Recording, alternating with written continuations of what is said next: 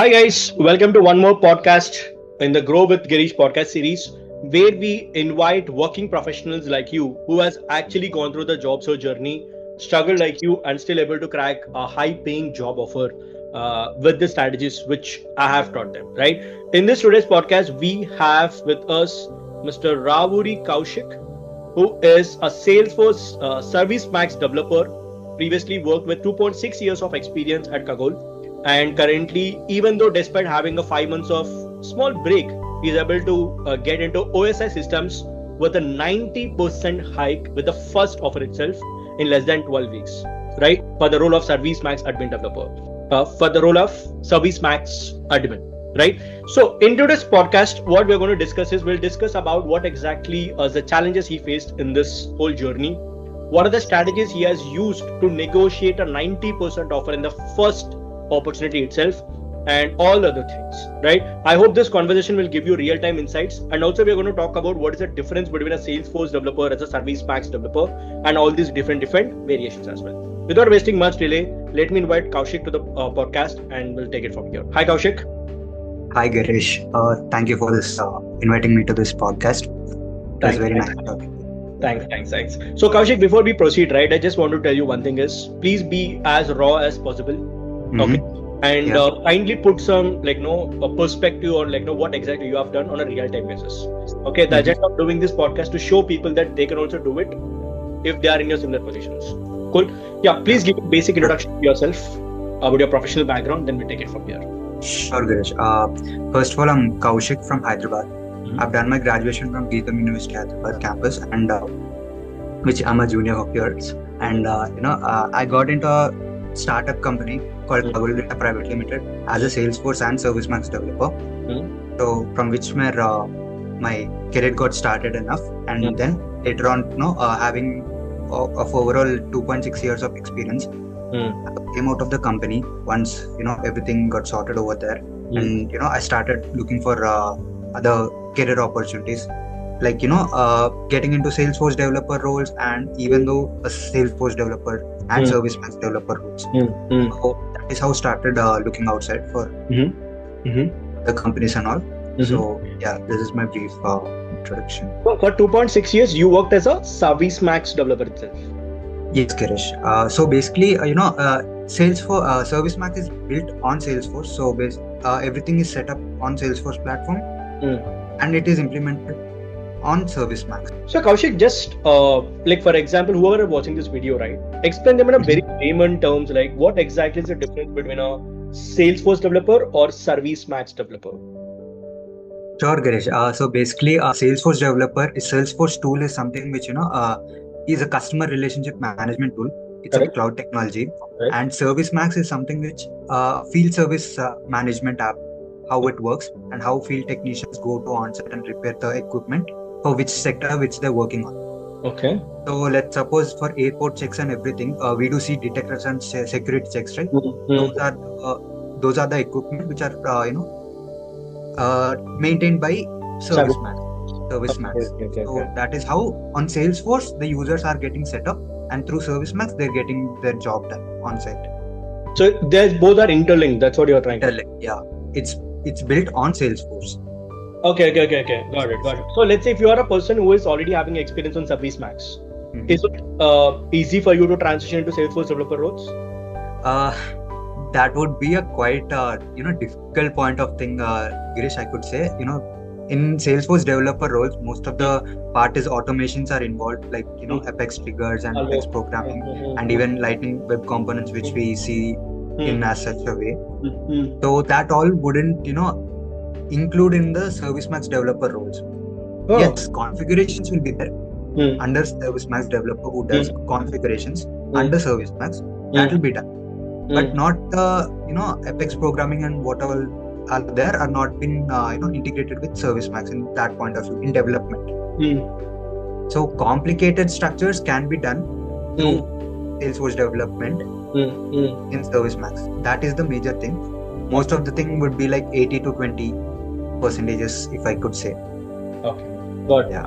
So if you can just summarize okay Gireesh, if a person is transitioning from a Service Max developer to Salesforce developer, what exactly is the additional skill sets or tools they need to master so that they can do this successful transition? Sure, Gireesh. So basically, most of the ServiceMax admins or developers will be thorough with the Salesforce administration part. Okay. Like it is very much crucial for both of them.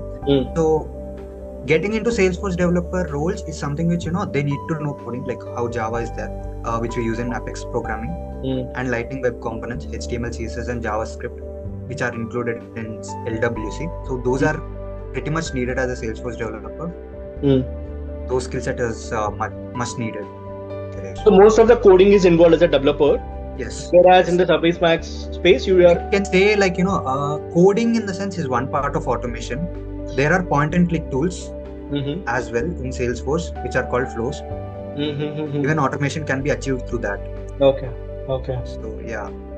Okay, got it. This is the major difference, I would say, Gireesh. Makes sense. So when you started your job search journey, right? So what is the major job roles you have targeted? Did you target for ServiceMax developer roles, or you focus on Salesforce developer roles?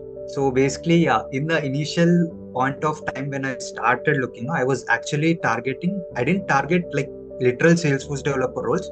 I targeted Salesforce administration and ServiceMax developer roles. Okay. Where Salesforce development was not that much involved. Okay. So later on, getting on with you, getting boarded with you, I started even targeting Salesforce developer roles, where I tried to upskill myself in the past months of period, where I got to learn many topics and all, get to know each and everything how Salesforce developer journey goes, a roadmap, how to get things done. So that is how I tried to upskill myself. Yeah, there is room for improvement anyways, but that was the journey which I got through. Got it. So let's talk about something before you connected with me, right? I wanted to discuss about that journey first of all. Okay, so you left your previous organization for the growth reasons and everything, right? So then before you even came to me, I think you started your job search journey on your own, if I'm not wrong. Yeah, Gireesh. Started upskilling, you started applying for jobs, you used LinkedIn. I think you did most of the things what you have to do, but that is now career, LinkedIn, jobs, etc. So tell me about, before connecting with me, what are the major things you used to do on a daily basis as a job seeker? Okay, what you used to do, like in a step-by-step process, and tell me how many jobs you have applied, how many number of interview calls you used to receive at that point of time. So basically, Gireesh, when I started, right, with my own thing and all, I used to reach out to people, like random reach outs, like not in an organized way. Like, I'm so and so person, like I have this much experience. Is there a possible to referral? And that on point. That was the LinkedIn part. And LinkedIn, applications like how we target a specific role, and we regularly do the application stuff. And apart from that, Naukri, which is a major thing which I have to point out over here. Even though my search appearances were going up, they're not going that much, but even though it was increasing, I wouldn't get a call or so I kept on applying. Like there was around like 400 to 600 of applications, I could say, before reaching out to you. Oh my God. 400. It's not just Naukri, Gireesh. Not just Naukri. Like overall job, it's a very big number of combining all the job search applications. Yeah, I tried everything, Gireesh. Even Glassdoor, LinkedIn, Indeed, Workday, Founded, each and everything. You name it, I have it. That was the point. And when I tried, when I reached out to you, and even not just applications, resumes. I literally gave in 10 new resumes, not just one. So that was how I prepared. Even though I wasn't getting much interview calls, before reaching out to you, I literally gave 6 to 7 for service and sales comment. The development was much needed, Gireesh. At the time, I was not having that much of development knowledge. Got it. And later on, after starting with you, I started upskilling myself. Very good. So one question, right? So 300, 400 is a very big number. People don't even apply it for 6 months of time period, because that's the reality of it, right? So what do you think is a major missing piece? I would ask you, Gireesh. I think these are the things which I would have improved, or these are things which are missing in my job search journey because of that huge effort. Still, despite putting huge effort, you're not able to get interview calls and everything. So what do you think is a missing piece? The first point I would say, resume, Gireesh. Even how many inputs I give, how many keywords also are there, the way if you can't organize them in a particular process. That was the major thing I learned from.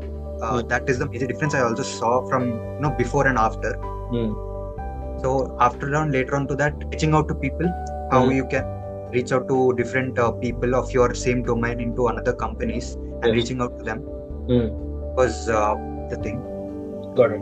And Naukri, as there was no such growth on it, so I had to get another profile, another Naukri profile, which started from scratch. From scratch. Okay, got that it. thing. Got it. So basically, you have made some small changes, but you have made it in a very structured manner, according to the requirements and everything. Yes, Gireesh. So I think I wanted to also ask you this question before we wind up, right? So I think after even you made all these changes, you got calls, you have got interview calls, but still the journey is... One second.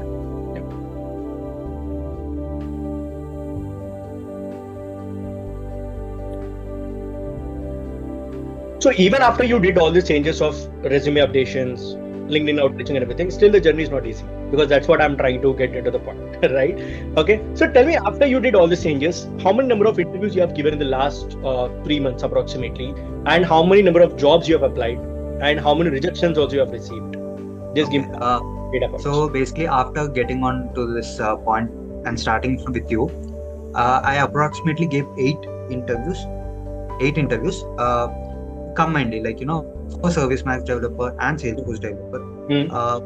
And there were points like, couple of interviews I made to last round. Even in Salesforce developer, having not much of hands-on, and even though made it to second rounds and final rounds. Yeah, that is how it happened, like 8 interviews in the pipeline, and that is how the rejections were common as such. And getting into OSI systems interview, that was a Service Max domain. So I was able to clear that particular 2 rounds or 3 rounds. Got it. So in this 8 rounds of interview, tell me how many got rejected, how many people have ghosted you? Like HR said, like, okay, we'll call you back, Kaushik, come to the interview, then they'll not show up. Give me that also. So they were MNCs, Gireesh, a couple of MNCs which happened. I could say, like, they were, even I was targeting mid-sized companies and startups. Though those were fine, Gireesh. They were getting the process done in very quick, and interviews were getting scheduled. Interview runs are getting done. MNCs, getting delayed. The panel members were not joining. That came into face-to-face interviews next round, even not getting joined over there. Again, I had to come back and ask for virtual round or a next face-to-face interview round. 7 rejections, Gireesh. 7 rejections was one. So let's end this debate, right? A lot of people ask me, right, in my community also. People ask me, even a lot of people ask me on LinkedIn, Gireesh, I'm only targeting MNCs because I feel that is where I get the good amount of hikes. That is where my growth is possible over there. But so what do you, according to your personal experience, do you suggest for a candidate, or do you think you can only grow your career in MNCs, or you can't grow your career in mid-sized companies? Only those companies will give you that crazy hikes. What is your opinion on that, and how true is it actually on the ground reality? Yeah, so Gireesh, I could say this, like, a candidate of my experience, let's suppose below 3 or 3.5 to 4. A candidate getting into MNC is not a big deal, Gireesh. So the thing is, even the hiring system in MNCs, how it happens is the process get delays. Like, let's suppose an interview happens today, round 1 happens today. Next round 2 will happen like next 10 to 20 days. When will the offer get released, even if we clear the rounds? So what, if I compare it to a startup company, especially if I, target this mid-sized company which I gave interview for, OSI, which happened in a week, just a week, all 3 rounds. Offer got released in next cup. When the interview is done, next day the offer got released. So this is how it works with the mid-size and startups. Still getting 90% hike. Yeah, still getting 90%. That is very important when compared to MNC. I don't think MNC will give you 90% hike directly. Anywhere it won't be given. Like, they gave rejections to my face, Gireesh. Like, you're staying at this particular point of view. 30 is the maximum. 30% is the maximum we give. We cannot. You're rejected. This is the straight on face points. Which same skill sets, same target, but different proposition of you're targeting different organizations, right? Yes. So which are taking less time but also giving more CTC, right? So the reason I've asked you this, Kaushik, is every person who comes to me when we book a consultation call, they're like, MNC check me. I know that adds your brand value, but you should also see that you're getting growth financially as well as professionally as well, right? Yeah. So So there is this particular point also, Girish, like, even if a candidate joins in MNC, they're not very 100% sure that they'll get in a project once they get in right away. Bench period doesn't help, right, Girish? 100%. Even though they get a 10% or 30%, 50% also hike, if they don't have work, that doesn't help them a lot. Obviously, Experience that is the gets, major problem with all MNC service-based companies, right? Yeah, They come with a 2+ years of experience with no projects and no real-time experience. Yeah. I think that's a very good point to highlight, because if you go to a startup or a mid-sized company, at least you have the bandwidth to learn the work also on the ground. Learn the work. That is where you learn all type of perceptions also will be learned. Yes. So as we got this concept of real-time work rather than bench, right? Okay. You have also worked with 2.6 years of experience. Yeah, right? Girish. Then you started looking for transition. So at the initial thought process, I think you would have thought that, mil jayega job, like I have experience and everything, right? But after you've been through the technical rounds, you understood the ground reality. So my question is, if you're a person working in a service-based industry with 3+ below years of experience, do you feel that person should actively spend time upskilling himself, doing certification, working on hands-on experience, rather than just thinking that years of experience mein mera ghar chal jayega? What do you suggest? What is your practical feedback from the market? It definitely does matter, Gireesh. Even the experience and the certifications and whatever, the hands-on experience. Let's suppose, taking me as example, we have gained the skills like how the business runs and everything. Comparing to a candidate who is already into the system and in an MNC, like worth of 5 years of experience, let's suppose. Correct. He won't be having that particular business process knowledge and how things work, especially in ServiceMax if I take so. So that is how it, and in Salesforce and ServiceMax, certifications do judge a lot. It's very much mandatory to have these particular certifications. That is the certification from Trailblazer. Is that the thing you're talking about? Yeah. Okay. Makes sense. So a developer role, right? They obviously need a platform developer certification mostly in most of the cases. Got. Yeah. So what you're saying is, on a nutshell, you should have your hands-on experience for sure on the interview cracking skills and everything. Okay. Now let me come to this concept of 90% hike, right? So everybody who watches this kind of podcast is like, "Arey, mere ko HR is telling that 30% is enough, 40% is more than enough for you. It is above the market standard, all these things, right?" So tell me, how did your negotiation went with HR? Because I know you have cleared your technical rounds, right? So what is the discussion which happened? And one more question, let me rephrase this question. So do you think really HRs will agree if you ask for a 90%, because this is your first offer, right? So do you think the HRs will actually agree to this? Second question is, how did you actually convince the HR to give this 90% hike from your perspective?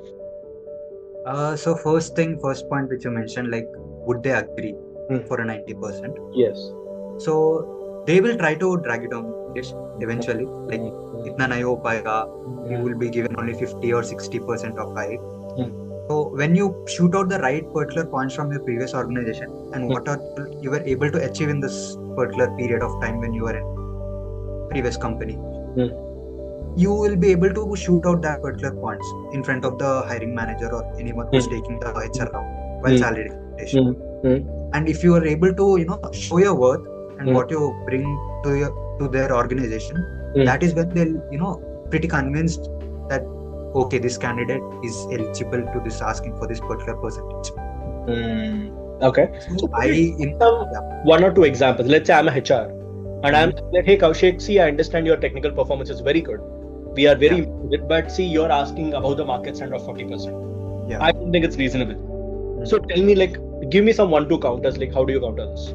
So first thing, in this my case, I just gave in 100%, more than 100%, where I tried to negotiate.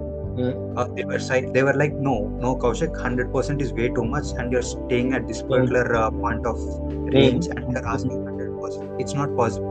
So I tried to negotiate with them, like what exactly happened in the previous organization, why I was not able to move further and all on the financial status and all. That is when I tried to convince them in that way, like what exactly happened. told them the exact reason what they needed. Got it. They got convinced and they tried to negotiate from there. They didn't give like right number, like only 50%. They tried to negotiate from what I gave. Okay. They came from my point of view. I got it. Then it eventually dropped down to 90%. Got it. So basically what you're saying is if you can able to show them your value and with for logics, Yes. it is something that they'll be agree upon and take it forward. Okay. Yeah. Got it. So one more question I wanted to ask you, right? So when you actually started with me, right? Did you actually I'm pretty sure that you have heard these things from your friends, right? Market is not good. Yeah. A gap of 4 or 5 months. Who will now do your profile? I still remember you being asked me in the call itself, Gireesh, will I actually they consider me? Because I'm because I don't think they have a gap, right? So what do you suggest people who have like 2-3 months of gap or 4-5 months of gap looking for a better opportunity? Does this really that 4-5 months of gap affects your job search journey? So basically, at one point of time, might I won't say effect in the sense that would be a deciding factor also, Gireesh. Yes. So if you can show the value, like where you can, if you take a break or you run a break of couple of 3 months or so, you're able to upskill yourself, show that what you have done in this particular period of time, and how is it going to benefit their company? Like whatever the results which you produce in, is it able to help them out? That wouldn't be considered, Gireesh. The major thing, in the HR rounds where this topic comes in, they ask, what have you done this particular time? Yes. How do you stand out from other candidates, even though you're having a career gap also? Got it. Able to show them what you've done. It's all about what have your skills you have developed or certifications you have done in this time and connecting with them to the thought process. Right? Yeah. If they're satisfied enough, you'll have the offer. Good. Okay, let's talk about this, right? So you started already. You told your journey of applying 400 jobs and everything by yourself, right? So then you started with me, and it's been almost 90 days. We have gone through different journeys. You have already got rejection. Now you have got ideas. So if you can summarize, Gireesh, I think these are the top 3 things which I learned or implemented, which has actually helped me in terms of on a mindset level as well as cracking this offer. What are the top 3 takeaways you have while working with me in the coaching? So first thing, I'll take it as a mindset, Gireesh, not giving up. Like even applying for these many numbers on it. That is the first point I would say, mindset, and reaching out to people would be second thing. That is how you build connections, and no one knows like how, at what end it might help. Like it may come from anywhere. Yes. Connections helps a lot. That would be the second thing. And getting into mocks before getting to direct real-time HR discussions or interview discussions. Mock interviews. Even though if it's a salary or a technical prospect. Yes. That helps a lot, because that is what helped me a lot. Majorly, I've taken this salary mocks with you, so that helped a lot. So basically, mock interviews in the sense we prepared the scenarios early. Yes. What exactly they speak? How can the question be asked? How will they be judging you? How to counter them back? That's it. That would help a lot. Great. Yeah. So basically, that mock interviews have helped you to handle the situations on a real-time scenario. Yes, Gireesh. Great. So one question I wanted to ask you, right? So, okay, a lot of people who watches these videos and everything, right?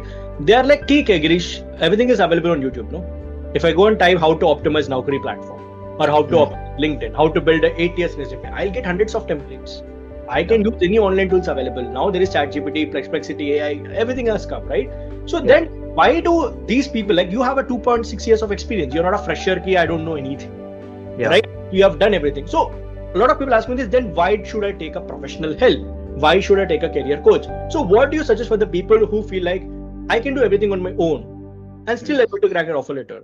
So why should I go with a extra person help and take a career coach's help? So I'll take it as this way, Gireesh. So it's good. It's good if they're able to complete everything by their own. Yeah. But there is, in this case scenarios, when if you have a particular gap or so, you don't have anything in the pipeline and you're stuck. Yes. There will be YouTube videos and sources where you can optimize things and everything. You'll get to know. If you're not able to interact with people, how to get things done in a proper way, you'll get the sources, but you don't know how. Yes. Let's suppose the value of it. YouTube videos and sources can't help you cross that value.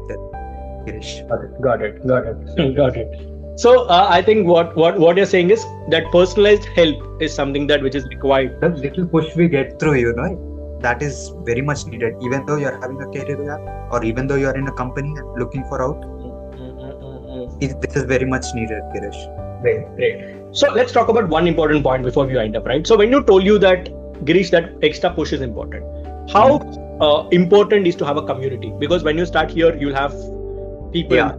We have people sitting in the offer letters, we are putting in the WhatsApp groups and everything. Yeah.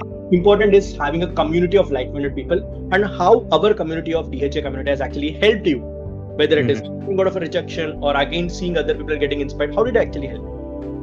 So first thing, seeing daily couple of offers coming in the group of the community members, they're cracking this much and this much.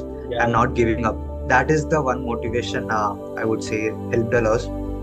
And even the daily calls which we used to have, knowing the updates, what are the numbers, any updates on interview calls and everything. If you get any inputs or anything, that was the major thing which helped us on keeping us track. We don't lose like what we are at, what level we are on. Right. Coming this far and giving up is not a good thing. So this tracking system and everything helped a lot, Gireesh. To maintain community helps us, even though like not only the DHA community, how we are helping through non-technical. Even the technical people who are in the field, even they are able to put their inputs, like how can things get done in their particular domains. How is this candidate facing an issue or so? How can they help? These are the things which can help in once we're getting into community. Got it. So community is something very, very important, so that you are always on the. So I just believe one particular phrase, Gireesh, from my motto is each one teach one. That is very community. Very good. Each one teach one. Even if each one teaches each other one point, one person, the other one, the whole community gets benefited, and it will grow eventually. It makes sense. I think it's a very good point. Each one teach one. I will take it from and use it for next time. Okay, good one. Good. So now you are about to get 90% hike. You have got a 90% hike, and now you understood what are the mistakes you have done, what are the things you have updated, what are the strategies you need to crack an extra offer letter, right? So if there's somebody who is watching this video who wants to get into Service Max as a domain, or Salesforce developer who is based upon all this, so what do you suggest them to work on to develop the technical? Like, how should they plan their career so that they can get a proper roadmap and proper growth in their career, so that the mistakes which you have done they should not do? Sure.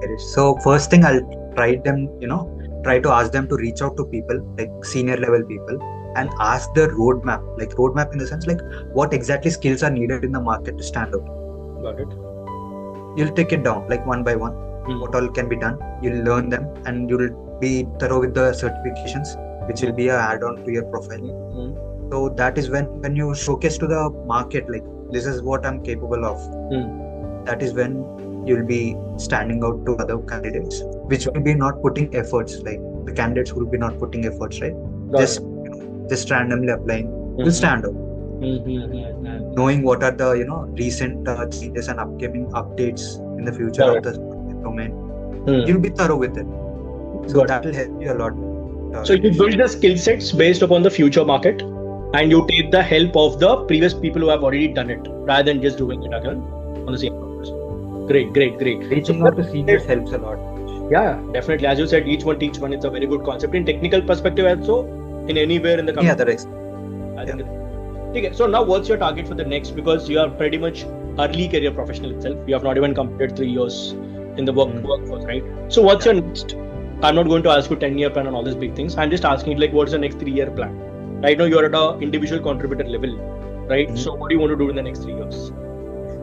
In the next 3 years, I've set my targets, Gireesh, like, to complete few of the certifications, which I already, noted down, like I've noted them, like, so that is the certification part, I could say. And, getting into more development areas where I'll get more hands-on. Even though if it's a Service Max, I'll try my best to get into development hands-on, so that, it'll help me a lot in the future aspects. Even if I want to, even like not right now, even after a couple of years, if I want to switch to a developer role, Salesforce developer role, that will help me a lot. not just service max being through. So basically, you want to get into development roles and Yes. then plan your career accordingly. Yes. Yeah, ultimately that's where the growth lies also, Yeah. in a much more bigger perspective. Great, Kaushik. I think what are the insights you have provided in today's podcast are real, right? And it's pretty much insightful because that's the ground reality, right? Because I Yeah. don't want the people who are watching this video to just see that, okay, this person got 120% hike, this person got 90% hike, मेरे को भी मिलेगा without doing any mehnat, right? Yeah. You know the ground reality that you have done a crazy amount of work. You have got rejected, still you got the result. That's the Yeah. whole takeaway which I want to provide. I hope guys who are watched this video have got some real-time insights on what is the difference between a service packs developer and the Salesforce developer. What are the career perspectives and how Kaushik has turned out from 400 plus job applications to getting a 90% offer at the first time itself. I hope this will give you a hope and inspire you to take action. With that being said, I will meet you in the next podcast with one more success story. And if you have any questions and comments, please put it in the comment section. Like this video, share this with your friend who is actually looking forward for a career hike. And I'll see you in the next podcast, guys. Bye-bye.